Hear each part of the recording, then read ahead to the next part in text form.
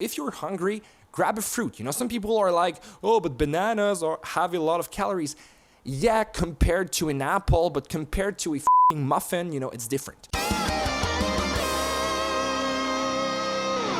What is going on, guys? Felix here, and welcome to yet another video. Today, we will be looking at some of the top posts of all time on the subreddit Weightlosstechniques. So I'm not a part of the subreddit, so I don't know what they post on there. I don't know what it looks like. I haven't read any of the posts, so it's my first time going on the subreddit, so I don't know. Do they give actually great advice or not? I won't be covering any posts that is way too long because I don't want this video to last forever. So I'm just gonna go, and if one is too long, I'm probably just going to go over it and go to the next one.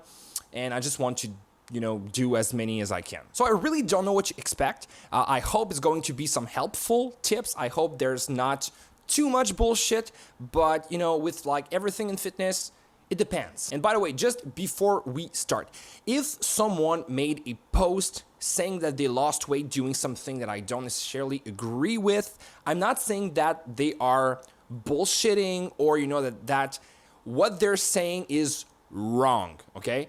It's just that sometimes people lose weight and they don't really know why. Or sometimes, you know, they did something and they think that this is the best thing they could do because it worked.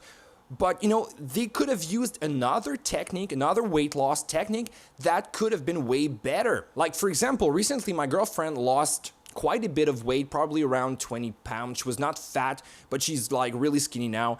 And, you know, she's not into fitness at all. It's her first time losing weight in her life, and she's 28. She's already active, okay? Like, even before losing the weight, she was running and doing all kinds of stuff, not necessarily for fitness, just, you know, to feel a bit better for health purposes. She doesn't want to run a marathon, or, you know, she does not have the same, you know, fitness enthusiasm as me. So basically, she lost that weight by reducing almost everything she eats by like half. So instead of eating one burger, she will eat half a burger. It worked. It clearly worked. But was it the best thing she could do? No. Okay, she didn't want to count her calories, or she didn't want to whatever, but she was willing to cut everything by half, which is not something I would suggest anyone doing. It worked for her. It doesn't mean that it will work for other people. It could clearly not work for me, okay? I eat a lot, so it wouldn't work. So anyway, that being said, let's go on Reddit. So I already skipped the first post because it was like way too long, so fuck that. So let's go on the second post, which is a bit more reasonable, so let's do it. How to lose weight effectively. Hello, my name is David and I'm a weight loss and wellness coach. Okay, so I can't wait to see that. He's an expert. Here are some effective weight loss tips. 1. Lower your sugar intake. Sugar is a huge contributor to weight gain. Okay, so sure, it works, okay? Reducing your sugar intake will probably make you lose weight, especially if you're someone who eats a lot of sugar. But, you know, what I don't like about this is that it does not explain why. Because sugar does not make you gain fat like magically, okay? The thing is that sugar usually spikes your appetite and you go really out of control and just want to eat more. Like, you know, nobody just eats one cookie and is like satisfied, you know, you want to eat a bit more. So it's kind of like a triggering food. And the thing is, it's not the sugar that's making you fat, it's the excess of calories because you're eating like, I don't know, 10 cookies instead of just like one. But I do agree to some extent, okay? Sugar is something that should be lowered if you're on a diet because it's usually triggering for a lot of people. But if you're not someone who eats a lot of sugar, well, you know, you might not want to lower it. Replace juices and sodas for water. You don't have to do it all the time because you get tired of water, but at least 75% of the time drink water. Yeah, or just, you know, diet pop, which works too, okay? Yeah, there's aspartame, yes, there is, you know, whatever, stevia, whatever artificial sweetener they use, but you know, it has no calories, that's the main point. And, you know, if you want to add some, you know, taste To your water, you can add some Mio drops. I personally use Kool-Aid drops, which are sweetened with aspartame again. So I use it, I get sick of drinking, plain water, and I have to drink a lot because of bodybuilding purposes. So yeah, just by adding, some drops of Kool-Aid every once in a while, it makes me drink more water. It's, tastier to drink Kool-Aid than just tap water. 3. Walk at least 20 minutes daily. Research shows the effectiveness of consistent walking for weight loss. Yeah, I do really fucking agree with this. Not necessarily for the durations of the walk, but I talked about this. My favorite type of cardio is walking. It does not really interfere with your gains if you plan on, getting bigger in the gym. It's really good for your joints. You're not hurting your knees. And also, you can do it for a long period of time. Okay, so they talk about 20 minutes daily. I always recommend what most health guidelines are recommending, which is doing at least 150 minutes of cardio per week, and that can be walking. If you do those 150 minutes of cardio every single week, you're going to be fit, you're going to be healthy. 4, sleep at least 8 hours a day. Yeah, okay, that I 100% agree with. So many people don't see the benefit in sleeping, and they think that, oh, I'm just gonna sleep when I'm dead, but you really don't want to do it, okay? They don't explain it here, but by not sleeping enough, you just make your brain crave more sugar. I know that may sound dumb, but there is some deficiency in your brain, and it will just want more sugar. Your ghrelin will spike, and you will never be really satisfied with your food intake the next day. Sleep is super important, both for muscle gains and also for fat loss. 5, serve smaller portions. A little bit like my girlfriend. Okay, so they don't really explain how to do it here. The way I would approach, serving smaller portions is by start with a smaller portion, see if you're full. If you're not, eat again. But personally, I don't really love reducing the size of my portions. What I do is I replace high-calorie dense foods that I would usually eat by something that has less calories. So, for example, I really fucking love pasta, and in the off season, I always eat huge bowls of pasta with meat and vegetables.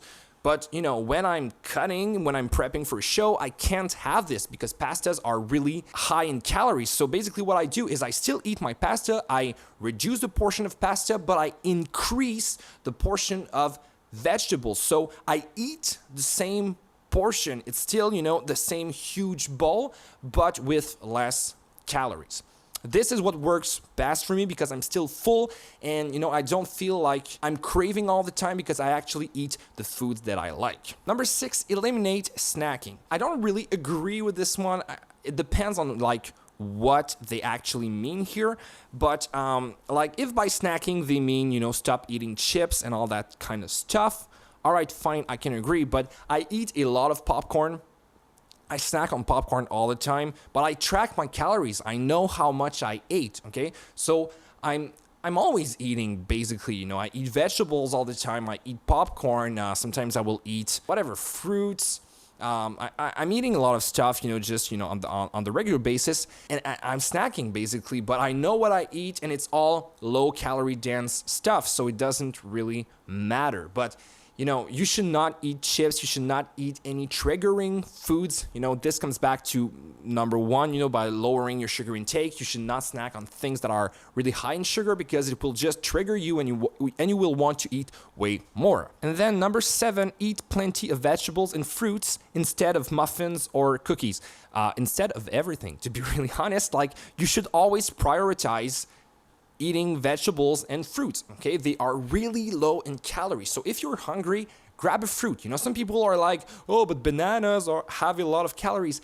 Yeah, compared to an apple, but compared to a fucking muffin, it's different, okay? You're better off eating the fucking banana than, anything that's really high in sugar or really high in fat. So yeah, prioritize your vegetable and your fruit intakes always. Then protein, then the rest. So yeah, that one was not too bad. I just feel like he didn't explain enough to my taste, but it's a Reddit post. I'm not going to be too critical. Now let's dive into our second post. Officially down 105 pounds from 311 to 206 over 14 months. That's really great. How? 1, no more alcohol. Okay, so I did a video recently on alcohol. You don't have to cut it all. You should always prioritize your health, which is really, really important. Okay, so of course, alcohol is not like healthy for you, but you can make alcohol fit in a healthy lifestyle, even in a weight loss context. You just have to know why. So I totally recommend watching my video if it's something you really want to do, because you don't have to cut all alcohol. You know, you're allowed to have a glass of wine every once in a while. So I'm just going to put, a card for this video somewhere if you want to watch it. Minimal late night after 9 p.m. meal snack. Okay, that's complete bullshit. Eating after 9 p.m. won't make you lose fat. A lot of people think that, eating after 6 p.m. will make you lose fat, believe it or not, but it doesn't work this way. If you're in a calorie deficit at the end of the day, you will lose weight, okay, regardless of when you ate. A lot of people actually eat one meal a day and they eat it at night, okay, and they lose weight while doing this, and they eat like fucking 3,000 calories in like an hour at like 7 p.m., okay, and if they are able to lose weight doing this, I think you're good with like eating a little bit after 9 p.m. Healthy gut focus through diet, probiotic, fiber, etc. Yeah, fiber is really important. It makes you fuller because fiber is not digested like the rest of the things you eat. So basically it just sits down in your stomach and it creates a kind of ball, and you feel full all the time, even if you're not really full, okay? So you will feel full way longer, and it slows down your digestion. So, your body thinks it always has foods in it and it's constantly full when it's not, okay? So it's a way to trick your body into thinking that you ate way more than what you really did. And probiotics are also important, but to me, it's best to use them in a off-season context when you're trying to bulk up a little bit, because, it will actually speed up your digestion a little bit more. So, you might feel hungrier than you would otherwise. So, I would try to emphasize on fiber on, a weight loss context. Well, even when I'm bulking, I always eat a lot of fiber because I eat a lot of vegetables and a lot of fruits and all that stuff. But, probiotics to me are more important if you're trying to gain weight and you're not really able to do it. Just started trying to make more healthy eating decisions more regularly. Greens, fruits, nuts, meat, white and red, but mostly white. No intense crash diets. Okay, so be careful with nuts. However, a lot of people really like nuts. Like one of my friend, nuts are for him a triggering food. Like, I've never seen a guy eat that much cashew. It's just crazy, okay? So yeah, if you're someone who's triggered by, nuts in general, don't eat them, okay? Just know yourself. But, if you can control yourself, nuts are high in calorie, but it's healthy. And yeah, no intense crash diets. That's super important. Slow and steady wins the race. Portion control, not starving myself at all, but not eating until totally stuffed full every time. Yeah, super good, okay? Personally, I like feeling totally stuffed, and that's why I eat, high volume. I like not feeling super great after I'm done eating, but that's me. I'm disgusting, I know, but that's why I include lots, of low calorie dense stuff in my meals. But I love the way he's putting it here. I don't know if it's a he or a she, by the way, or a circle, like Greg Doucette says. So I think it's really well put.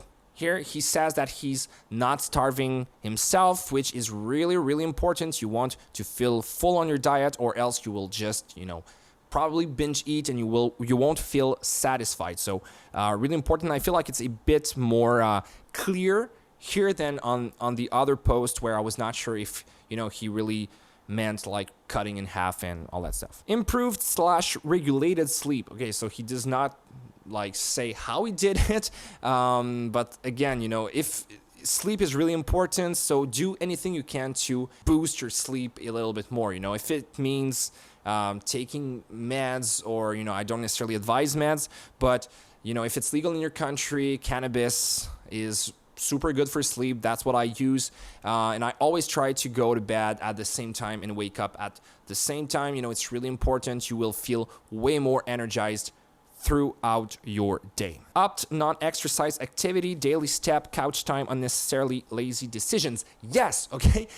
So this is called NEAT, non-exercise activity thermogenesis. So that's what he's referring to. NEAT is basically everything you do that burns calories that is not an exercise. So it can be moving around, it can be, you know, just walking your dog, it can be walking around the aisles in the grocery store, it can be, you know, fucking anything, tapping your foot, you know, while you're resting. It can really be anything, but it burns calories, and it's a huge part of the amount of calories you're burning in a day, really more than your exercises, okay? Because just think about it, you're probably burning like some 1,000 calories per day just by living. Like, I think my BMR, my basal metabolic rate, is at like 1900, something like that, and I'm clearly not burning 1900 calories in the gym. So it's just by living, and also my NEAT, which increases the amount of calories I burn. And finally, regular exercise, nothing intense for the first 7 months or so, just some sort of running, cardio, Pilates, yoga, weights, aerobics, etc. 4+ days a week, minimum 45 minutes. Okay, so again, really important to stay active in your day. I always recommend doing some kind of sports, especially if you're not doing it. And he says nothing intense for the first 7 months or so. You know, you can go intense, but, you know, go intense for you, okay? Because I don't think that, let's say that guy who just started training, you know, his definition of what is intense and my definition of what's intense is clearly not the same, okay? But you want to go intense for you, okay? You don't want it to be easy necessarily, because it still has to be hard. Let's say you're going on a run and you're just like never out of breath. You might not really go hard. If you go on a run and you're fucking sore the next day and you can't move, you went too intense, you went too hard, okay? So just try to find a certain balance and everything will be great. Okay, so I just want to look at the first comment because it caught my eyes.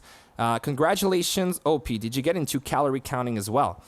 Thank you. I did not, have not. Not against it, just too lazy. Irony. Big believer in calorie intake versus calorie burn being one of the most effective weight loss methods, but not the only legitimate method like many would have you believe. Tangent. I kinda went by the cliche of change my lifestyle. I'm at actually a little below my ultimate goal weight, but will never go back to the way I was living or even close for that matter. I definitely will eat some fast food here and there and make myself a milkshake yum on occasion, but that's because my day-to-day eating and exercise habits allow me to. I love food, good and bad food, so just had to learn self-control as well as how much healthy but delicious foods there is out there. Okay, so that's totally fine, okay? He agrees that calories in, calories out is really important. You don't necessarily have to track everything you eat. I think it's a good starting point, but you know, you can just, like, if you're intelligent enough to do it, you can just like figure out if things are really high in calorie or not. And if you don't want to track your calories, the best way to know if you're in a calorie deficit is by weighing yourself and looking at yourself in the mirror. If your weight goes down, you're in a calorie deficit. If your weight goes up, you're in a calorie surplus. If you're losing weight too fast and you don't want to, eat a bit more. If you're not losing weight fast enough, eat a bit less. You know, that's super simple. So I'm gonna stop it right here because I'm already at 28 minutes of recording and I don't want this video to last forever. So yeah, overall it was quite good. I'm really surprised. I thought there would be way more bullshit than that. So I don't know. I want to say I recommend checking this subreddit, but I don't know. I've just seen 2 posts. So if it's something you want to see more on the channel, leave a comment below and, you know, maybe give me some other subreddits that you want me to cover. That could be cool. So anyway, guys, that was it for today. If you enjoyed the video, hit that like button, subscribe to the channel. If you are new, leave a comment. It really helps me, and I will see you guys in the next one.